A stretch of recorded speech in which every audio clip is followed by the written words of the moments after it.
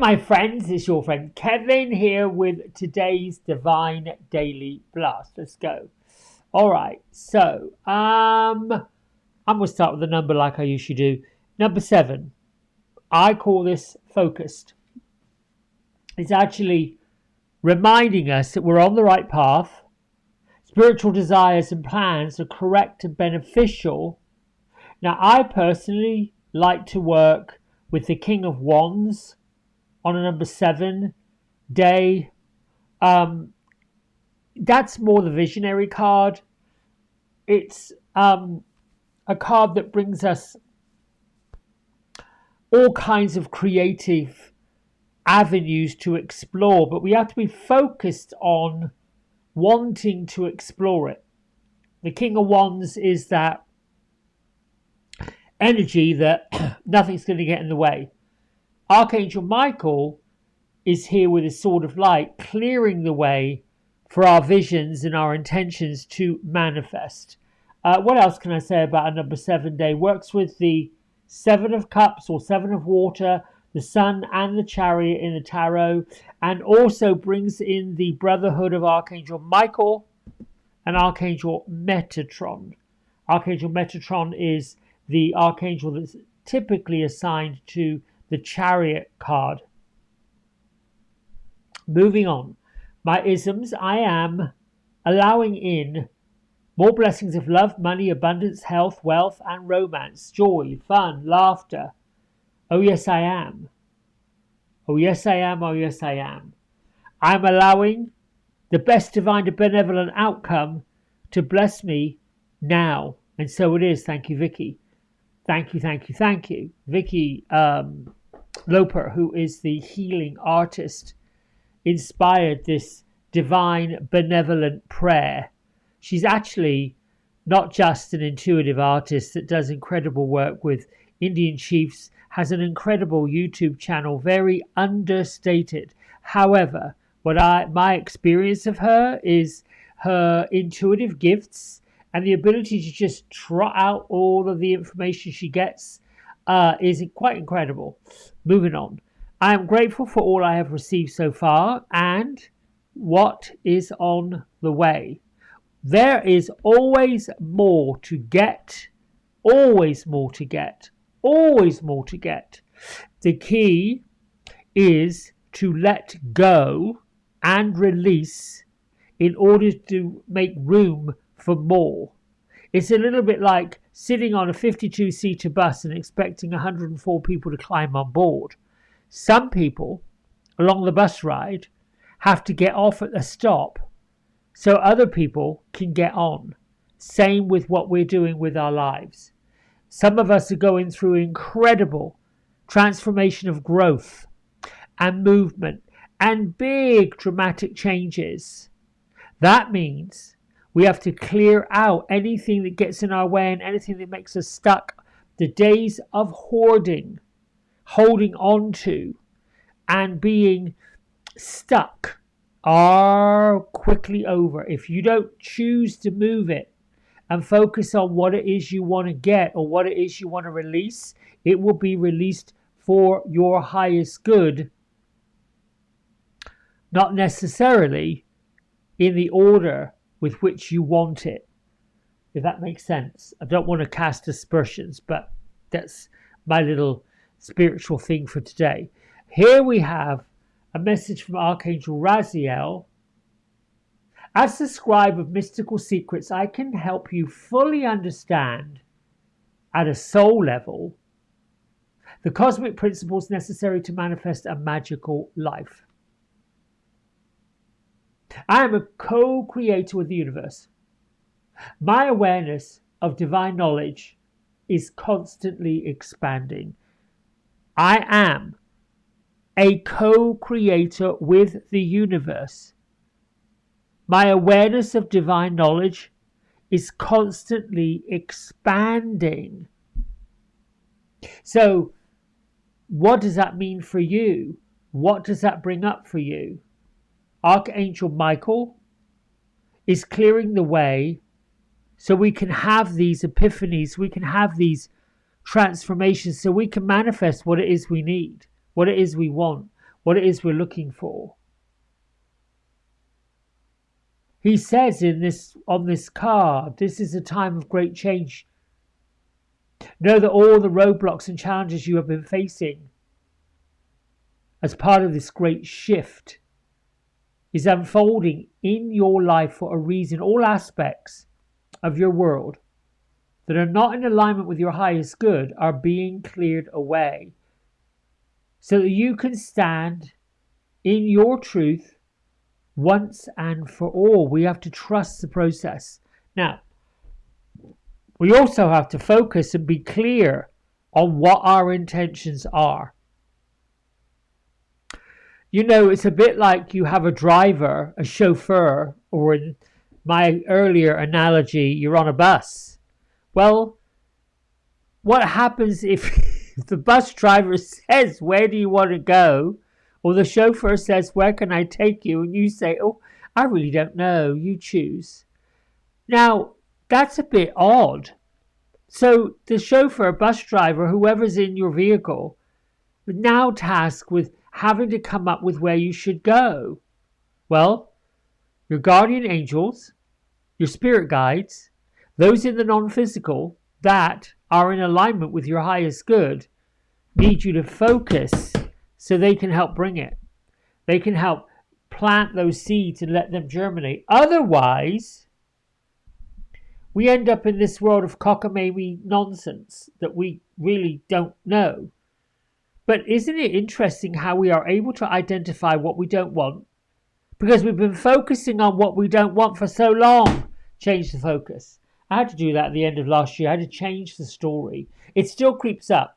It creeps up like kudzu. It creeps up like poison ivy. It creeps up like weeds in the lawn. And you just have to get a wackadoo thing and cut it out. Jesus is calling us to act in service.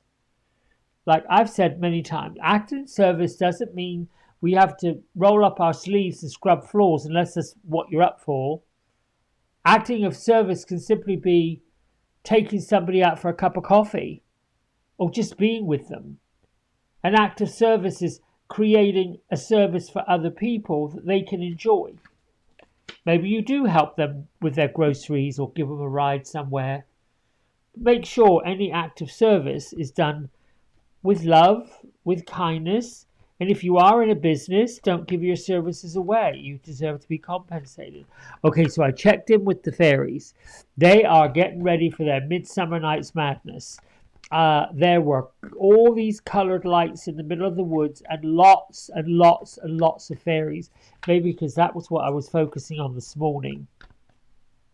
I was focusing on, you know, a backdrop for this office, and I was getting kind of magical and dreamy and wanted to change things a little bit. I was going through a walk-in attic that really needs to be cleansed of all kinds of nonsense. I mean, you know, back 10 years ago, I sold Tupperware. I've still got Tupperware bits and bobs from demonstrations sitting in there that need to be donated or gifted to somebody. Look, this is a blessing in disguise. This is kind of, in a way, what the fairies look like in their woodland, all these different colours. You know, if I look at this card, I'm seeing Jophiel, I'm seeing Uriel, I'm seeing Raphael, I'm seeing Ariel. That could also be Gabriel. Be patient. Have faith. Your angels have this situation under control. What will come is far better than you dare to dream. But here's what I've got to say to you about this. We have to dream. We really, truly do have to dream. If we're not dreaming, then we're scheming. I know. And sometimes my schemes are my dreams. It's like, ooh, let me see if I can't do that today. You know, it's easy for me to get distracted, most definitely. However, I like to be distracted by things that I'm curious about. What am I curious about? What drives my curiosity? And I also like to get distracted by creativity. I'll share with you because you're my friends. I have recently been obsessed with drag. I used to do it long, long years ago, in my early 20s, late teens. I was part of a group of people called 20th Century Fox, FROX, which was a play on words for 20th Century Fox, the film studio.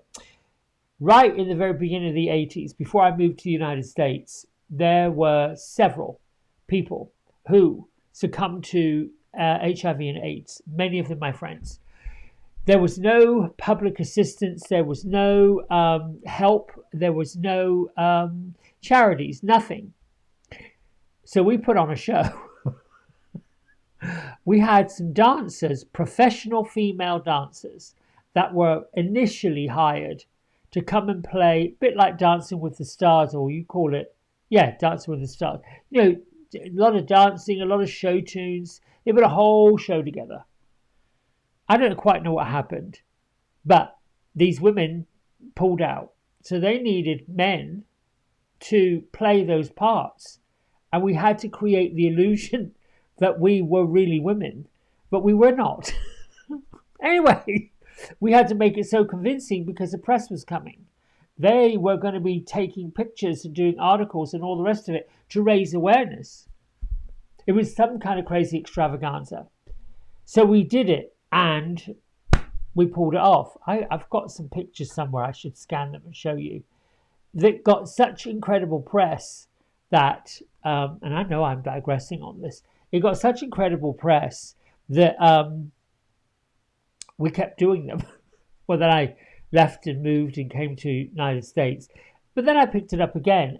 Briefly, when I lived in Miami, I met a wonderful friend. I don't even know, I think his real name was Bob, but he went by the name of the Alluring Allison. And then there was another fellow, I forgot what his real name was, but he worked at a Christmas shop, which was open all year round. It was fabulous. And his persona name was Daphne Delight. And so the Alluring Allison and Daphne Delight and myself and several others used to put on shows. We used to get glammed up, put the wigs on, the heels on, all those kind of things, and go off and do shows. So recently, I've watched RuPaul's Drag Race, which is an incredible reality show. I'm not sure I'm up for all the bashing. I'm not sure I'm up for all the sniping and the nastiness and the just, when you have a competition reality show, producers are pushing buttons and showing you drama. I like the stuff that is unbelievably, makes me just giggle out loud, makes me just laugh my bits and pieces off. Recently, I think I shared with you that I got obsessed with Drag SOS, where they go to different towns and they inspire people to get in touch with their inner drag queen, to pull their confidence out, to not be wallflowers, to take the mask off. So I digress. That's where I've been focusing lately, on this magical creation of characters or of a persona. We have it all in us to be unbelievable. And somehow or another on our journey in this particular lifetime, we've sort of dialed back or dialed down the fun. We've dialed it all down. We've dialed it all back. We've been ridiculed. Well, at least the gay community's been ridiculed. The transgender community's being ridiculed. We're being told we can't be who we want to be. And you may want to express yourself as Arthur on Monday and Martha on Wednesday, and who cares? It's okay. This is what I'm saying. What business is of anybody else's? So anyway, I'm not going to get into that. That's political, and it's just how I feel. I like this spirituality, which, back in the day, we were all called witches, or we were all called weird, or we were all called something we shouldn't be called. But it's not harmful. Anyway, I'm on a tangent today and I need to stop it. I'm going to let you go. Thanks for liking and subscribing. Your comments are golden. I love you, I love you, I love you. And let's see. Be the blessing in disguise. Until tomorrow. Much love. Bye for now.